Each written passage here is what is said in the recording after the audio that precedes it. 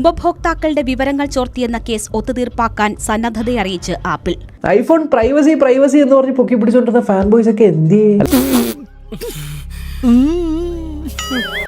$95 million നൽകി case തീർപ്പാക്കാൻ തയ്യാറാണെന്നാണ് apple കോടതിയെ അറിയിച്ചത്. ഇന്ത്യൻ രൂപയിൽ നോക്കിയാൽ 815 കോടിയോളം രൂപ കേസ് ഒത്തുതീർപ്പാക്കാൻ നൽകാമെന്ന് കാലിഫോർണിയയിലെ ഓക്ലൻഡ് ഫെഡറൽ കോടതിയെ ആപ്പിൾ അറിയിച്ചു.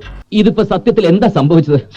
എനിക്കങ്ങനെ ക്ലിയർ ആയില്ല. സംഭവം വേറൊന്നുമല്ല, ഐഫോണിനകത്തുള്ള സിറി നിങ്ങൾ പോലും അറിയാതെ നിങ്ങളുടെ ഓഡിയോ റെക്കോർഡ് ചെയ്യുന്നുണ്ടെന്നും അത് മറ്റ് തേർഡ് പാർട്ടി കമ്പനികൾക്ക് വിൽക്കുന്നുണ്ട് എന്നുമാണ് കേസ്.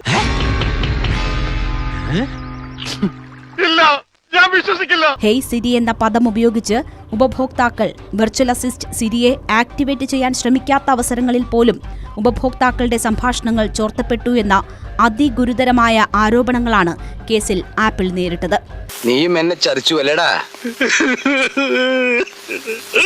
ലോ സ്യൂട്ടുകൾ കൊടുക്കുന്നതിൽ മുന്നിൽ നിൽക്കുന്ന ദ വുഡ് ലോ ഫേം ആണ് ഈ ഒരു കേസ് കൊടുത്തിരിക്കുന്നത്. എന്നാൽ രസകരമായ കാര്യം, ഇത് ഇന്നും ഇന്നലെയും തുടങ്ങിയൊന്നുമല്ല. സെപ്റ്റംബർ 17, 2014, അതായത് കഴിഞ്ഞ 10 വർഷമായി ആപ്പിൾ സിറി ഉപയോഗിച്ച് നിങ്ങൾ അറിയാതെ നിങ്ങളുടെ ഓഡിയോസ് എല്ലാം റെക്കോർഡ് ചെയ്യുന്നുണ്ടെന്ന്.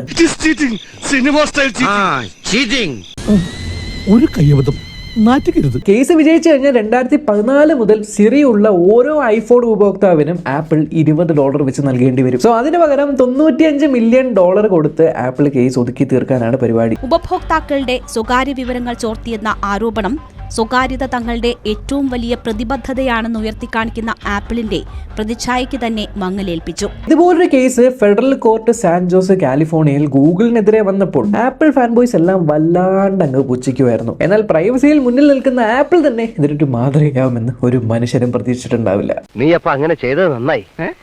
ഇല്ലെങ്കിൽ ഈ കേസിൽ ഞാൻ ഒറ്റപ്പെട്ടു പോയനെ.